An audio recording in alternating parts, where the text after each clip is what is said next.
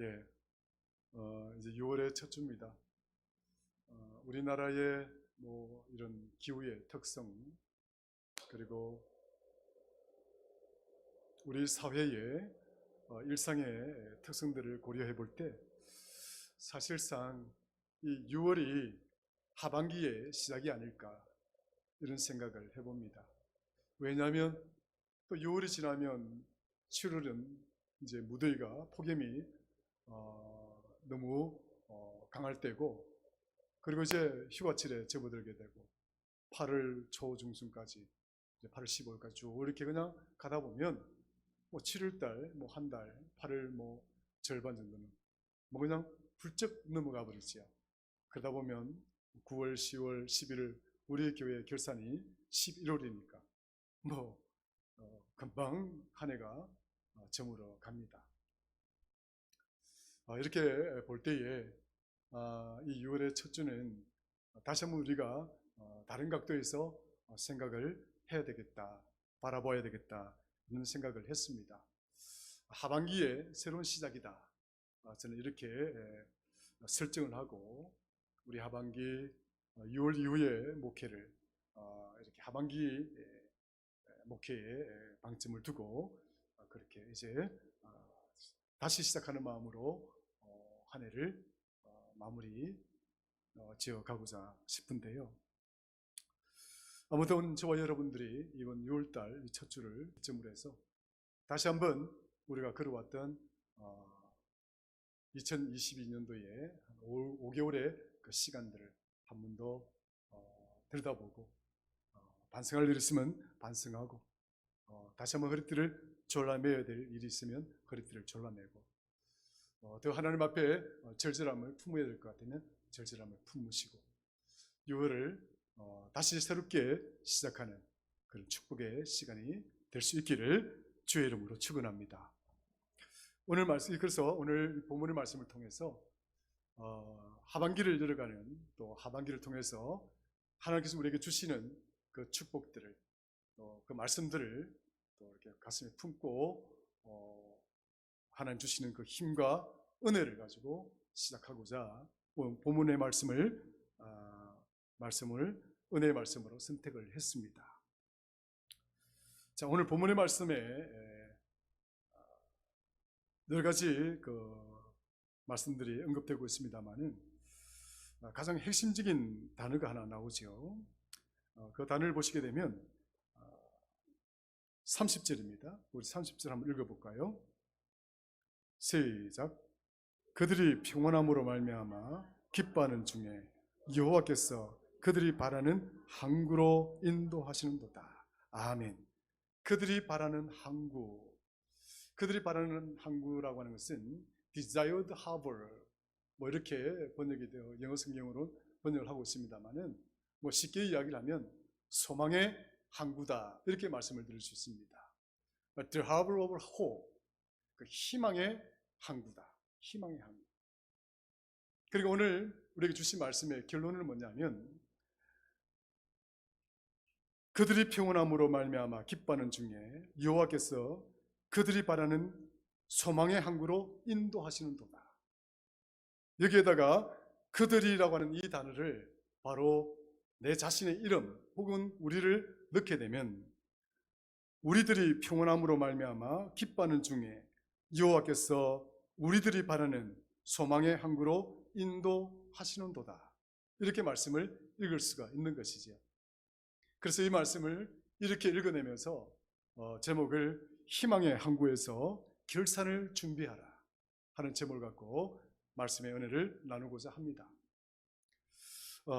우리가 이게 본문에 나와 있는 이 제목의 시어가 된 키워드가 된 핵심어가 된 이 희망의 항구라고 하는 것, 이 희망의 항구라고 하는 것은 두 가지의 관점에서 살펴보려고 합니다.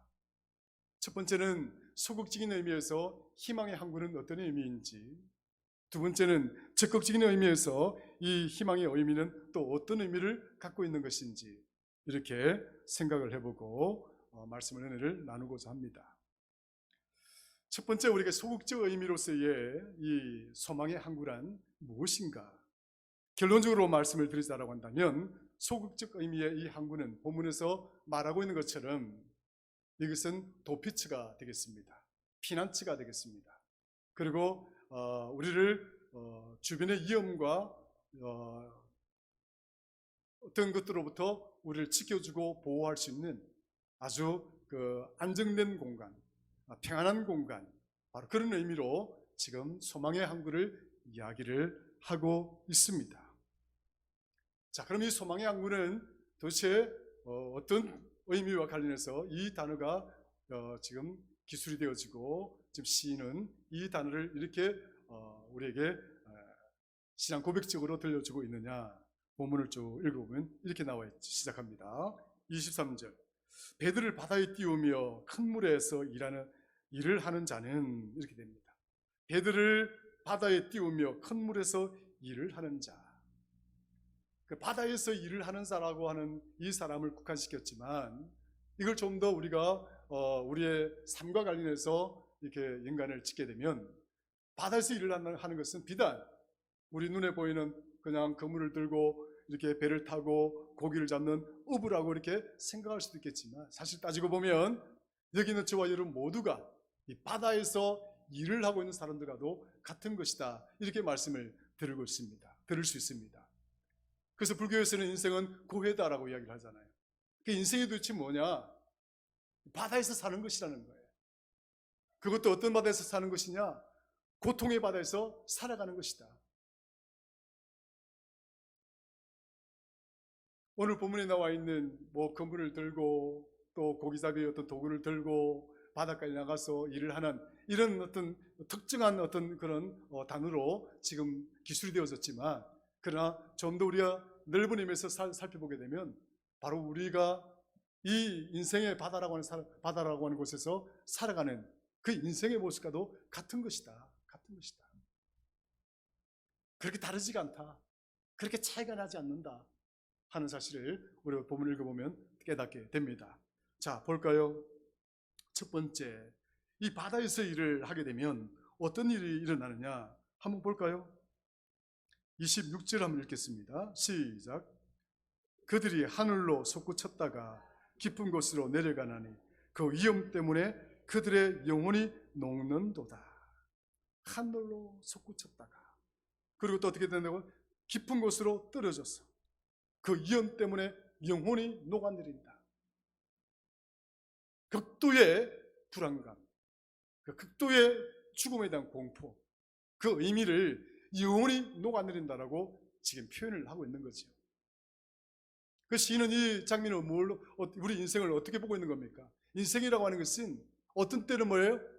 풍랑에 떠밀려서 마치 하늘로 치솟듯이 떠밀려 올라갔다가 파고가 줄어들면 갑자기 그 위에서 뚝 떨어지는 경험들, 예측 불허의 인생이라고 하는 거지. 우리 인생이 이러한 어떤 고난과 역경, 내가 상상도 하지 못하고 내가 예측도 하지 못한 이 두려운 상황으로부터 자유로울 수 있는 존재가 아니다 하는 사실을 가르쳐주고 있는 거예요. 그 사실을 말하고자 하고 있는 거예요. 어떻습니까? 시인이 말하는 자기 인생의 모습이 하늘로 어느 날 환난과 고난, 파고로 인해서 하늘로 치솟듯이 올라갔다가 땅에 이게 곤두박질 치는 듯한 이런 자기 인생의 모습을 이게 시인은 경험하면서 지금 우리에게 인생의 모습이란 이런 것 아닌가, 이런 거 아닌가 하고 이렇게 말씀을 하는 것과도 같은 것이죠. 여러분 인생들은 어떻습니까? 평온하십니까? 어떻게 여러분 인생은 모든 것들이 다 여러분 원하는 대로 다 되어가고 있습니까? 바라는 대로 다 이루어지고 있습니까? 나이가 60이 넘으면 눈물이 마른다라고 하는 이야기가 있습니다.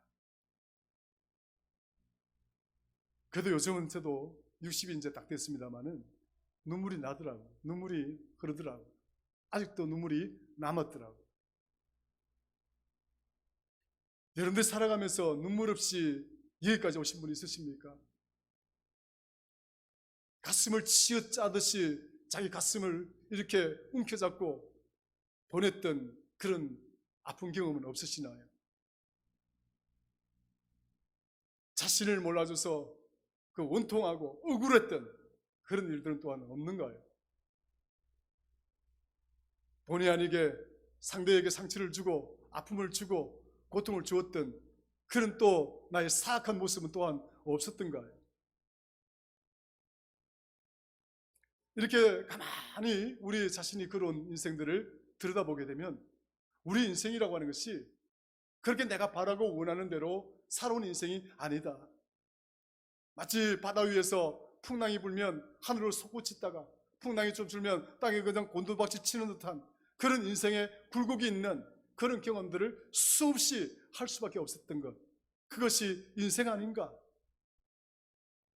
시인은 그렇게 이야기하고 있는 거죠. 이렇게 표현하고 있는 거죠, 그것을. 그래서 보십시다. 다시 한번 읽습니다. 그들이 하늘로 솟구쳤다가 깊은 곳으로 내려가나니 그 위험 때문에 그들의 영혼이 녹아내린다. 그의 영혼이 녹아내린다. 생명이 녹아내리는 듯한 경험. 야, 이제 내가 죽는 것이구나. 내가 더 이상 이런 처지, 이런 환경, 이런 상황이라면 난 살고 싶지 않아. 생명줄을 놓고 싶은 그런 경험은 없었나요? 스스로 생명줄을 던져버리고 싶은 그런 때는 없었나요? 시인은 자신의 그런 경험을 이렇게 시적으로 우리에게 이야기를 해주고 있습니다. 또 보십시다. 27절 같이 읽습니다. 시작. 그들이 이리저리 구르며 취한 자같이 비틀거리니 그들의 모든 지각이 혼돈 속에 빠지는 듯하다. 비틀거리는 인생, 술에 취한 듯이. 술에 취해본 경험이 있으십니까? 판단도 잃고 의식도 몽롱하고 자신이 뭘 하는지 알 수 없는 그런 처지, 그런 상황, 우리를 온통 정신과 마음과 육신을 마비시켜버리는 이 술의 힘이라고 하는 것은 굉장히 대단한 것이죠. 저와 여러분들이 술에 인해 박히지 아니하고 술독에 빠지지 않았다고 하는 것, 여러분 감사하시기를 주의 이름으로 축원합니다. 인생이 힘들고 인생이 고통스러워서 자신의 생명줄을 놓는 사람들 그 옆에는 10명 중에 8명이 소주병이 놓여있다는 거예요. 술병이 놓여있다는 거예요. 정상적인 마음으로는, 정상적인 생각으로는 생명줄을 놓을 수 없는 거예요. 너무 힘들고 어려우니까, 살고 싶지 않으니까 이걸 끊어버리고 싶은데 용기가 나지 않는 거예요. 생각을 마비시키고 자기 마음의 여러 가지 판단을 마비시키고 그러기 위해서 술을 먹는 거예요. 술의 힘에 의지해서 인생을 살고자 하는 사람들이 우리 주변에 얼마나 많이 있습니까? 힘들면, 고통스러우면 술을 마시고 그 하루하루를 견뎌내는 사람들, 여러분들 교회 아니니까 보기가 힘들죠.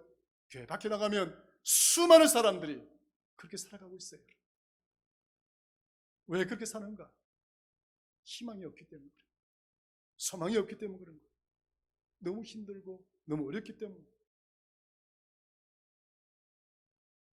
때로는 우리가 살아가는 고난의 자리가 너무 힘들고 어려웠어.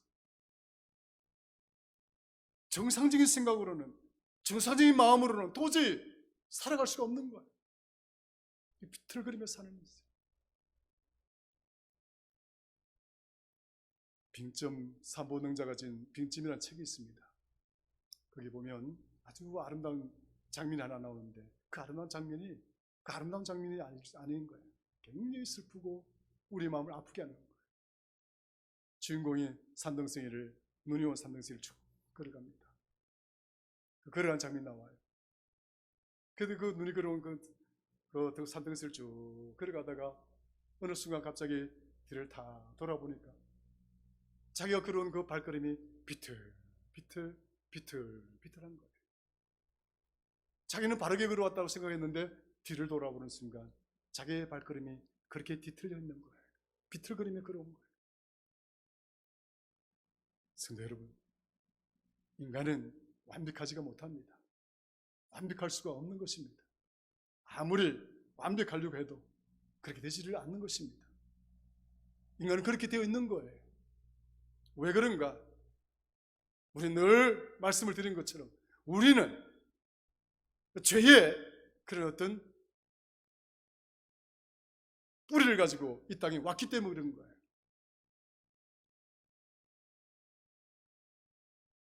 비틀거리며 걸어오는 인생. 김진수라고 하는 소설가가 있습니다. 그가 지은 책 중에 비틀거리며 걷는 인생이라는 책이 있어요. 근데 제가 아주 오래전에 읽은 책인데 제 방에 책이 있는가 싶어 살펴봐도 없고 그 인터넷 검색을 해봐도 그게 안 나오는 거예요. 책이 완전히 품절됐구나. 별로 인기가 없어서 그런지 몰라도. 근데 그 책을 읽어보면 이 김진수 씨는 해색도시의 그 아픔을 글로 표현을 하고 있습니다. 해가 뉘엿뉘엿 넘어가면 마치 우리 교회가 놓여있는 이 길목 가도 골목 같은 모습을 그려주고 있어요. 비틀거리며 걷는 인생입니다.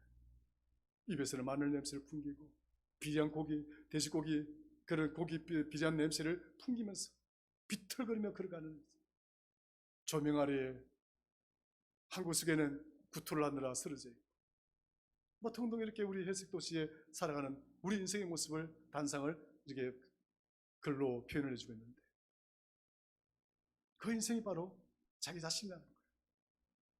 어디로 가야 될지 무엇을 해야 될지 몰라서 비틀거리는 거예요. 술에 취해서 비틀거리며 걸어가. 우리 인생이 그렇다. 오늘 시인은 그렇게 얘기합니다. 비틀거리는 인생, 지각의 혼돈, 그리고 그것이 판단력이 흐려지고 깨달음이 없고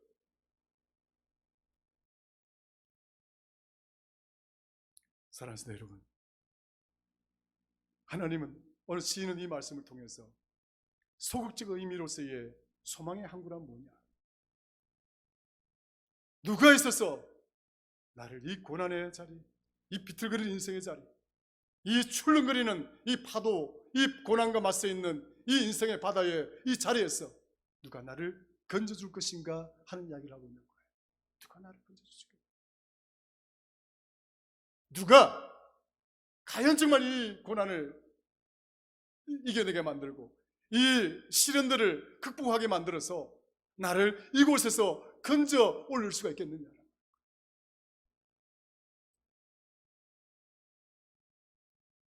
볼까요? 28절 읽겠습니다. 시작.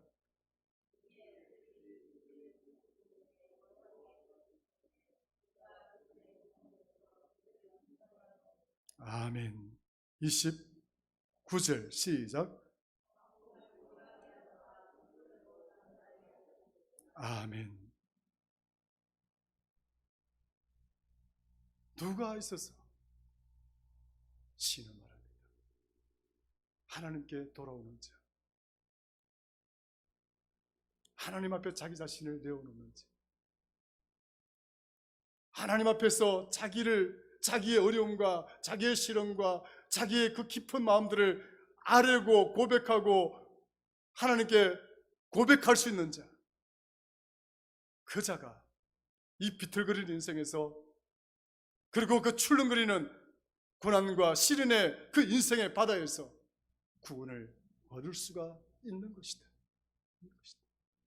하나님은 그렇게 하시는 분이다라고 하는 사실을 이야기를 하고 있는 거죠. 자, 볼까요? 25절입니다. 시작. 여호와께서 명령하신즉 광풍이 일어나 바다 물결을 일으키는도다. 할렐루야. 야, 도대체 이 시련과 고난, 역경은 어디서 오는 것인가? 하나님은 때로 우리에게 이 신이 만나는 고난을 주신다는 거예요. 가만히 생각해 보니까 이 고난이 도대체 어디서 온 건가? 이 시련이 도대체 어디서 온 건가? 가만히 생각해 보니까 하나님이 이 인생들로 하여금 하나님을 향하여 눈을 들고 하나님을 향하여 하나님을 고백하고 하나님을 찾도록 하기 위해서 이 고난을 주신 것이다라고 이야기를 하고 있는 거예요. 성도 여러분, 왜 여러분들이 눈물을 흘리십니까? 왜 우리가 슬픔 가운데 때로 놓이게 됩니까? 왜 우리가 때로는 고통 가운데 놓이게 됩니까? 하나님이 살아계신다고 한다면 왜 나에게 기쁨만 허락하시지? 즐거움만 허락하시지? 좋은 것들만 허락하시지? 왜 나에게 이런 시련을 주시는가? 하나님 우리를 알기 때문에 그래요. 수련회 선교지에서 아침에 식사를 하는데 저는 아침에 굉장히 일찍 일어나는 스타일이죠. 우선 다 그렇지만 그 6시에 일어나가지고 아침을 그 식당에서 차를 마시고 그 식사를 하실 분은 딱 2분이 있더라고요. 한 20분 중에서. 그 다음에 은퇴하신 목사님 한 분하고 저하고 둘이 있어요. 매일 아침마다. 근데 그 은퇴하신 목사님이 밥을 먹으면서 이런 이야기를 하는 거예요. 제 선교 이사들 가운데는 큰 교회도 있고 또 우리같이 조금 이렇게 좀 작은 교회도 있는데 아마 우리 교회가 제일 작을 거예요. 사실 따지고 보면 굉장히 큰 교회들이 많아요. 이제 교회도 그런 것들과 관련해서 이야기를 하다가 목사님 이런 이야기를 하는 거예요. 어떤 사람이 죽어서 목회자가 죽어서 하나님께 돌아갔는데 하나님께 질문을 했다는 거예요. 자기는 한 2,000명, 3,000명 정도의 목회를 막 하고 왔으니까 하나님 아주 기뻐하실 줄 알았다는 거예요. 그래서 이제 의기양양 당당하게 하나님 저는 목회를 하면서 한 2,000명, 3,000명 되는 교회를 목회를 해왔습니다. 그렇게 이야기하니까 하나님이 하시는 이야기가 그래 나는 네가 한 2만 명, 한 3만 명 정도 목회를 할 수 있는 목사님으로 알았다. 근데 고작 그것밖에 못했느냐 그렇게 이야기를 하더라는 거예요. 그 옆에 또 다른 분이 하나님께 앞에 서가지고 아무 말도 못하고 기가 죽어 있는 상태입니다. 그런데 그가 말합니다. 저는요 목회를 하면서 한 10명 정도밖에 되지 않는 교회에 이렇게 하다가 하나님 앞에 왔습니다 라고 이야기를 하니까 얼마나 부끄럽겠어요. 그 드러난 모습 이야기하자니. 근데 하나님이 그렇게 이 목사님을 그렇게 질책하거나 구박하는 태도의 말이 아니라 핀잔을 주는 말이 아니라 아니야 나는 네가 한두 명도 제대로 목회를 이끌지 못할 정도로 그런 목사인 줄 알았어. 그런데 알고 보니까 나는 10명이나 되는 성도들을 데리고 목회 현장을 지켜왔다. 그런 이야기를 하더라는 거예요.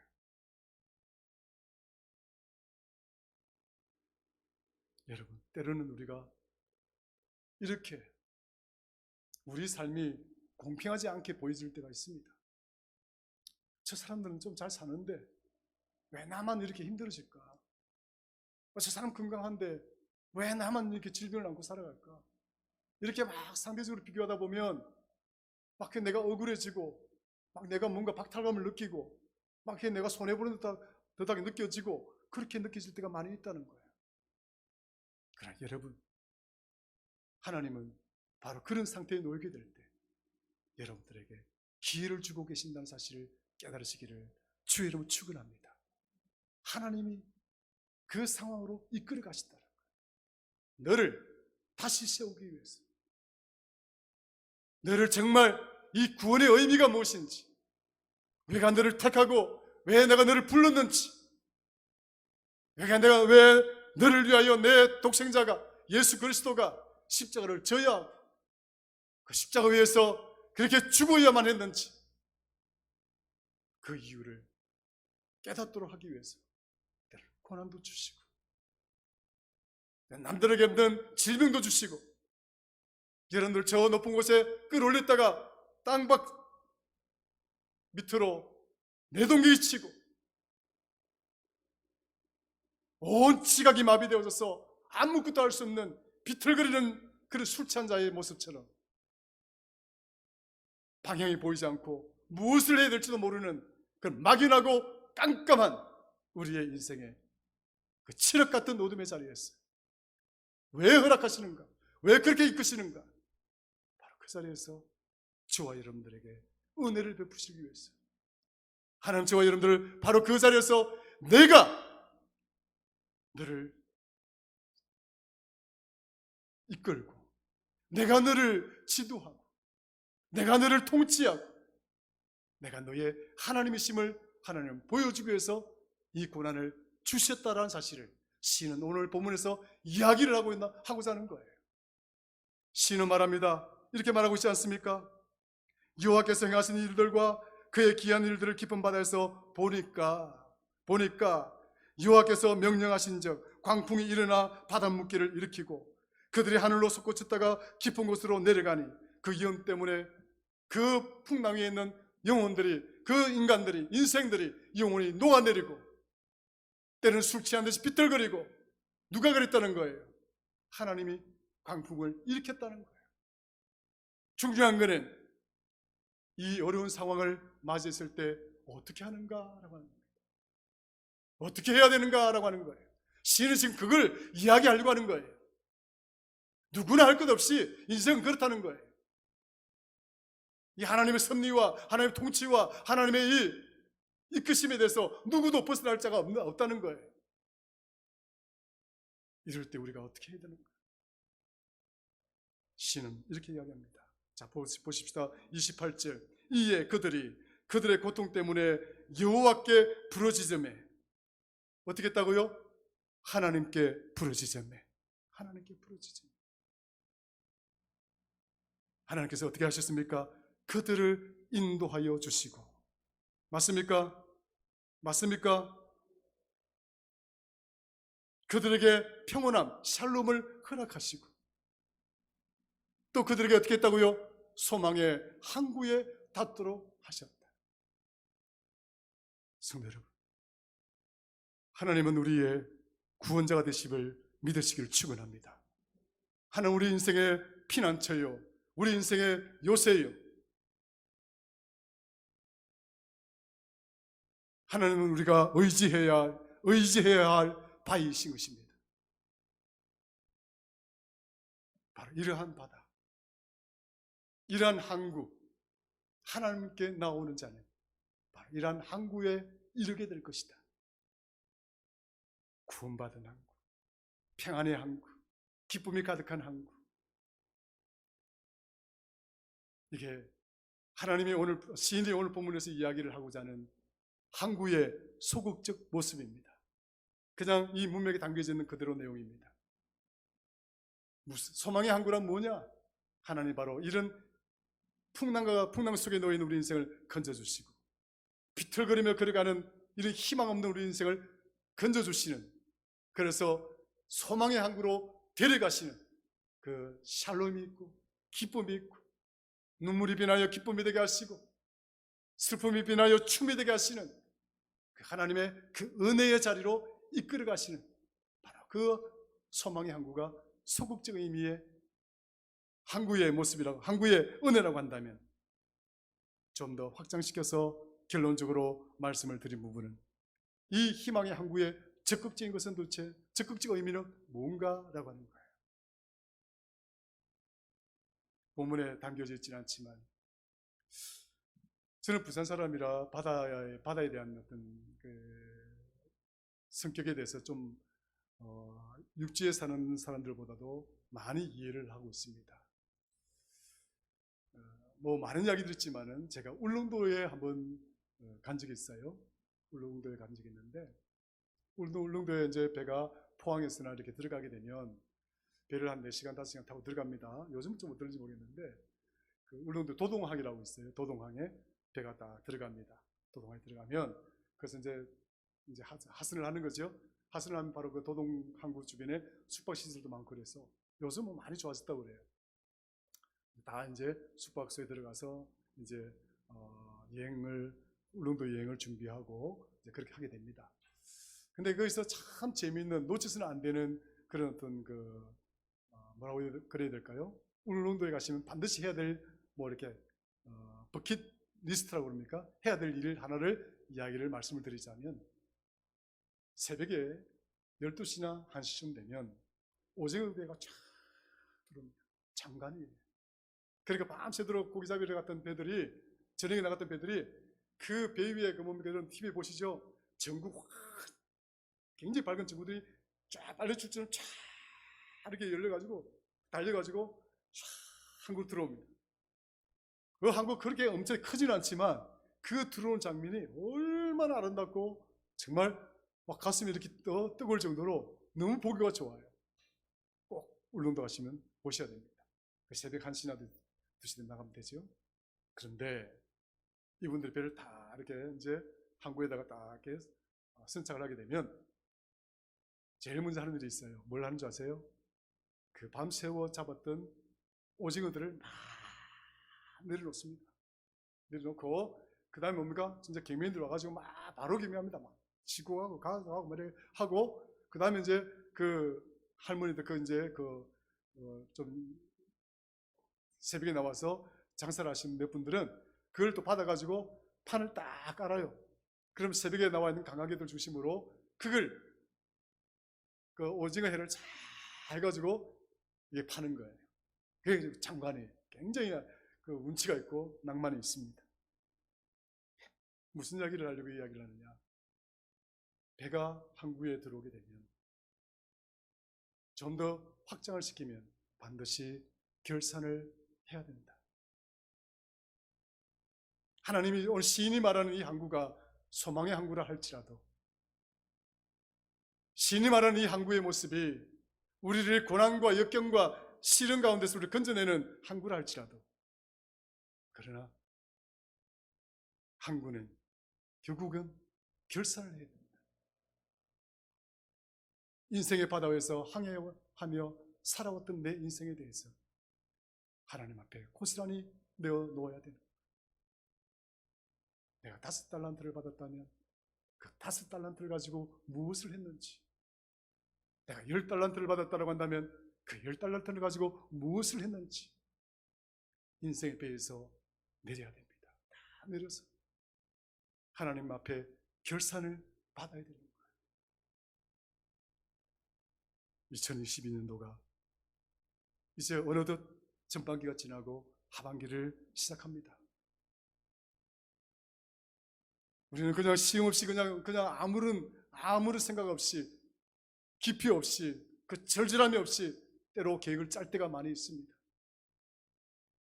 그러나 여러분, 2022년도 이제 하반기 남아있는 시간 얼마 되지 않잖아요. 절반밖에 안 남았잖아요. 더욱더 여러분 허리띠를 졸라매시고 하나님을 향하여 더욱더 절실함과 간절함을 가지고 기도하는 성도들, 간청하는 성도들, 달려가는 믿음으로 달려가는 성도들 되시기를 주의 이름으로 축원합니다. 시인이 고백하고 있는 것처럼 하나님께 부르짖으니까, 하나님께 간구하니까 하나님이 우리로 하여금 소망의 항구에 닿게 하셨대. 그곳에서 하나님 우리를 결산하실 때에 우리가 구원받은 것만으로 족하지가 않다. 우리가 구원받은 것만으로도 만족해서는 안 된다라고 하는 거예요. 좀 더 한 발자국, 좀 더 2발자국 더 나아가서 구원받은 자로서 내가 해야 될 일들, 내가 하나님 앞에 보여드려야 되는 그 일들이 저와 여러분들 삶 가운데 소명으로 자리 잡고 사명으로 자리 잡고 수고와 헌신과 땀이 가득한 그런 삶이 되어서 하나님의 큰 기쁨이 되는 저와 여러분들 되시기를 주의 이름으로 축원합니다. 우리를 소망의 항구로 이끄신 하나님께서 반드시 우리를 승리케 하시고